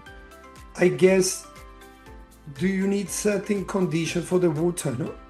Or it could be any type of water. No, you need Because one of the things of the seaweed is like, I'm not an expert, bro, you are, but I've heard, you know, the type of, obviously the quality of water, the volume of the salts, you know, minerals, and so on, right? So do you need to farm these in a specific type of water? So I wouldn't say that seaweed is farmable in any jurisdiction or anywhere. Okay. And also seaweed is a generic word. There's many types of seaweed, right? So Yeah, of course. there are a handful that are farmed like in large amounts. You know the one you eat with sushi, like it's like nori. That's a Yes. big example. There's one that is called sugar kelp. There's a different types of okay, in this part of the world, I'm actually pushing for a project here in Spain, a Basque country, because it's like very good habitat for certain species of seaweed. So no, it's in different areas would farm different things. I can definitely send you a link to a report that we're just about to release on where and when to farm different seaweeds or when to choose seaweed over finfish. Okay, so that's about Zanzibar, what happened, and then in Egypt, what happened in Egypt? That was a very good case. Yeah, so Egypt, this whole policy thing I mentioned is fairly new and it's not yet really taken off, but we have the app that we put into the hands of over 1,000 farmers, and Okay. lots of large farms. And when you look at the numbers of how many farmers, how big the farmers are, and how much of the sector that is, that was actually between 10 to 15% of the sector that was reached by that project. And it was over the whole cycle that we did many visits. We did like 4,000 something visits to the same farms. Each farm was visited 4 times, and we had 1,000 farms in our group. So we visited them. We had so many assessments, is what I'm trying to say, and that we actually covered 10 to 15% of the whole sector in one of the world's largest producing countries. And the number of animals that was affected, we say 260 million, but that's just a conservative estimate. It could be less, it could be more. That's great, man. But that model has potential to be very To escalate. Yeah. Listen, you know, like it seems to me Yes. like improving welfare isn't just ethical but also economically beneficial. So have you seen cases where better welfare directly improved productivity and profitability? Or not necessarily, or you don't know? Sorry, it's just because the way that you describe it, when you see like something can be scalable, Yeah. and it can be replicated, it seems that not only is ethical, because of course we're doing like good for the planet, but it seems also like profitable, at least to some levels.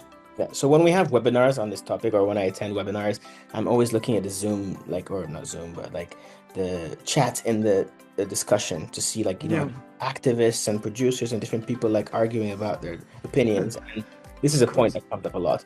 In the global south, we're starting from a point, like what I said, negative welfare. Removing these negative practices is likely to improve production and therefore improve profitability. It's not a clean connection, but overall, you'll have less fish dying probably, which can't be a bad thing for you. Of course, the vegans might say, but then more fish are being farmed, and then there's a whole other debate that I don't get into. I just get into like how do we improve the existing model. So yes, in the Yeah. global south, where we're starting from a lower starting point, really, uh, yes, it can tie into better economic performance, which is why it's easier to package or sell. However, in the global north, where let's say practices are already better in certain ways, bringing in more welfare regulations tends to cost more. However, they can bear the cost. So in the case of salmon, it's a very profitable sector.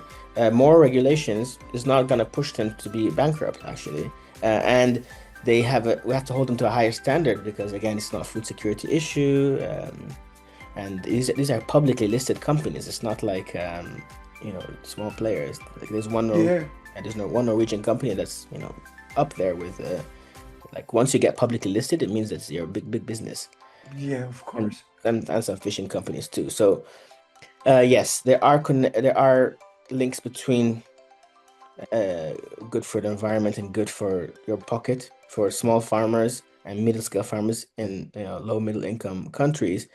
But in the very industrialized sectors, it tends to be more cost because we're pushing for things that are way beyond just basic improvements. We're asking them to stock less fish. That's gonna mean less money for them. We're Yeah, of asking course. bring in Good point, man. environmental enrichment, like putting all Yeah. these things into your tank. That has implications. Bring in technology to kill your fish better.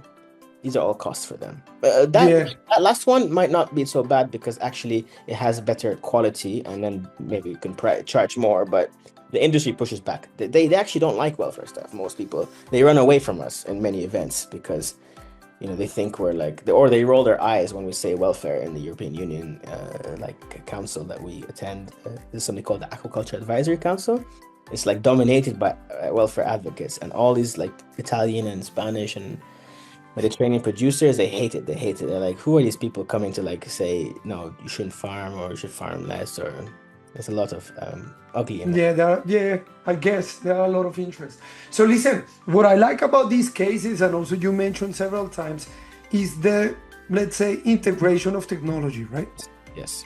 And before this podcast, for our audience, Yeah. I want to talk about AI technology and the future of aquaculture. Okay. Yeah. Obviously, you mentioned before that this is not your super area of expertise, but you can touch upon these kind of like topics, which from my perspective is very relevant today. So one of the most exciting areas in the role of AI and technology in this space, what would be from your perspective? What's an exciting area of AI? Yeah, that AI can, be integrated and well used, can improve your work as ESR or aquaculture in general. Yeah. So it is something obviously that we talk about a lot and I've thought about a lot. And so back to the I salmon. like your smile because, Just because I was thinking, right? So like I don't want to talk about salmon too much because it's not actually a species that we work with, but okay. So if we go back to this whole discussion of what is animal welfare science and the 5 domains and this whole behavior tells you what good welfare can look like, it's a good indicator. Now with aquatic animals, most of the time you can't see them. And if you're seeing them, that means that something bad is happening. Like you shouldn't be like, they shouldn't be coming out of the water. The water shouldn't be so clear that you can see them. And you shouldn't be in the water with them because that's stressing them out, or I'm exaggerating, but you know what I mean? Most of the time you don't want to see your fish, or you don't want to see them like, so you can't see things like, how are they moving, these small things that can be indicators of stress or poor welfare or whatever. So we don't usually have access to visual indicators, or we have not traditionally, especially in like low cost systems. You're not going to pay for cameras and stuff, or the cameras cannot do like the water's too dark to see properly. I mean, when I say dark, I mean like turbid. It has like a lot of sediment. Yeah. Tilapia are almost always in this kind of environment in ponds. So AI, now there's a really interesting uses of both visual and like other sensors that they have, accelerometers and so on to detect. I'm actually doing a study on accelerometry. I've just applied for some funding for it to see if it can be an indicator of stress in the hatchery phase, for example. Hatchery is where like the baby fish are all spawned, So AI can be very useful there for integrating existing technologies and automating the process throughout the production cycle instead of someone having to actually monitor it. And then you come up with like calculations, and it will tell you this. Okay, this is why I was smiling. So salmon. 2 years ago, I was at an event in London, a very expensive event that I haven't been back to since because it's just like an industry thing. They charge me like £1,500 for a ticket, which is crazy for a 2-day event. Because you have access to people, and most of the people I wanted to talk to, they didn't want to talk to me anyway. Like they're too busy to have meetings, So I was very disappointed with that event. But I did manage to get this guy from a Norwegian company that provide the technology to monitor fish underwater using AI. He was a bit tipsy at the reception. We had some champagne and I started asking him questions. And he took out his laptop and he showed me all these things. And one of the things he was showing me was just how many fish, salmon, because they can see individual fish. It's like they have millions or thousands of fish, and you can see that the cameras are picking up this and processing all this data. And something like 70 to 80% of the stocked fish have lesions on their body. Wow. Now, in any other food production sector, that would shut it down because that's a very high rate. But for salmon, for some reason, it's seen as okay. It's because of sea lice. It's because of these like different bacterial infections because they're stocked at high densities. It's because of the stress. They're already stressed, so they're more immune to, or less immune, sorry, to some of the bacteria that are present. And no one's talking about that. And I have sort of asked some veterinarians, and they told me, yeah, it's an issue, and it's kind of downplayed. But AI has. I was giving you as an example of how AI can help improve, but it can also help uncover issues. So that's probably the most obvious example I can think of from our line of work, because behavior is the biggest barrier we have to understanding truly what fish suffer. What are the biggest challenges for them? How can we improve them, and how can we monitor them? Yeah. Wow. So basically, like AI technology is now used in aquaculture, I suppose, right? Or high-tech aquaculture like salmon, yes. Wow. And let's say, because I know you work in tilapia, right? Yeah. In tilapia, like for instance in Kenya or in Zanzibar or perhaps in Egypt, how would you integrate AI to improve what you have done before?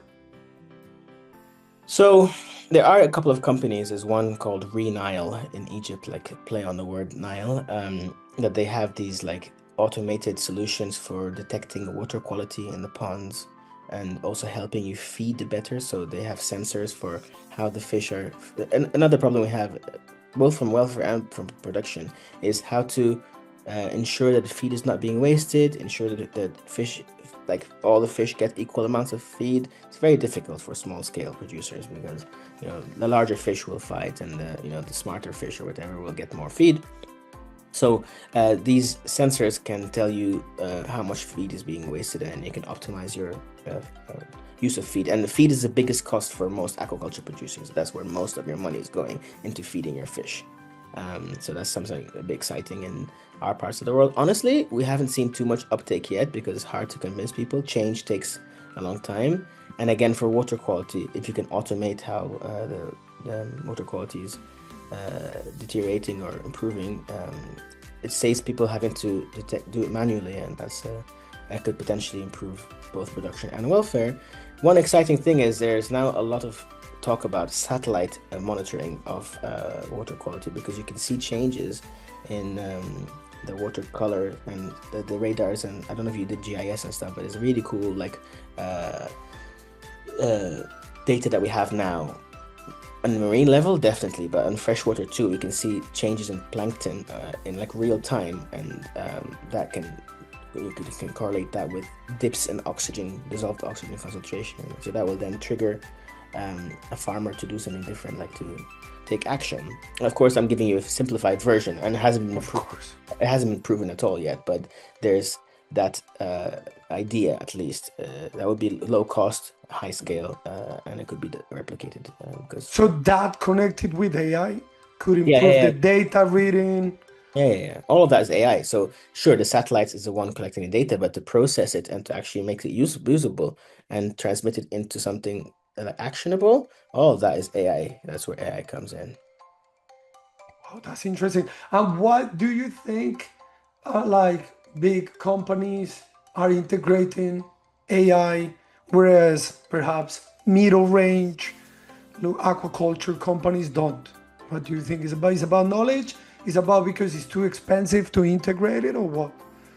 So From there's your perspective? there's a mixture, right? So I guess I can talk about Egypt because it's the one I know the most, but there's a lot of these, maybe it's a religious and cultural thing too, but there's this idea that I'm doing fine. I don't want, we're not American-minded people. We're like, yeah, we have to be the number one. We want to grow. There's not this like hunger to be, we believe in God a lot and like that God gave us this and we try to be humble and modest. I'm obviously generalizing, but you know what I mean. So this is enough for me. I'm happy with this. There's this mindset. So sometimes they're like, why would I go invest? But there are, of course, always going to be entrepreneurial and pioneering people who are more open to that sort of thing. But in their case, it there's maybe regulatory challenges sometimes to uptake. Sometimes there's power supply issues. Sometimes there's it relies on a good network connection, mobile connections. We don't have that in rural areas. There's all kinds of challenges that it faces. But I wanted to say that for the smaller scale, these guys are mostly running on credit. They don't have resources. So the feed manufacturers are giving them the feed in advance and they pay them back at the end. Sometimes the fish market also gives them money to farm and in exchange for the fish all going to them at the end of, like, they're not running with savings and lots of capital. It's a very low capital setup, let's say. Yeah. Okay, so just to close with this segment about AI, technology, and aquaculture.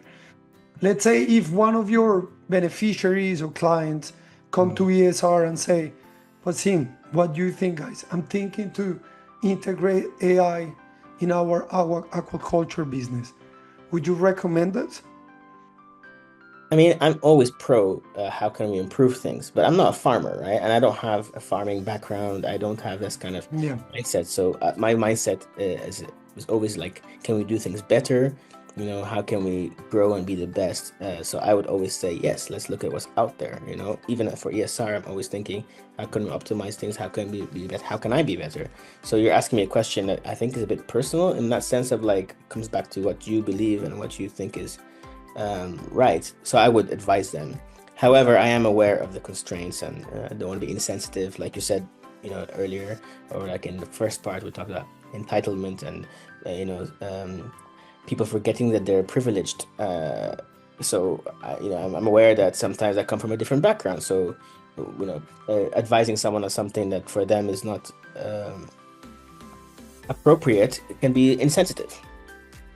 So, but in summary, like AI could help us, or they can help aquaculture farmers to detect disease, perhaps stress, poor environmental conditions, right?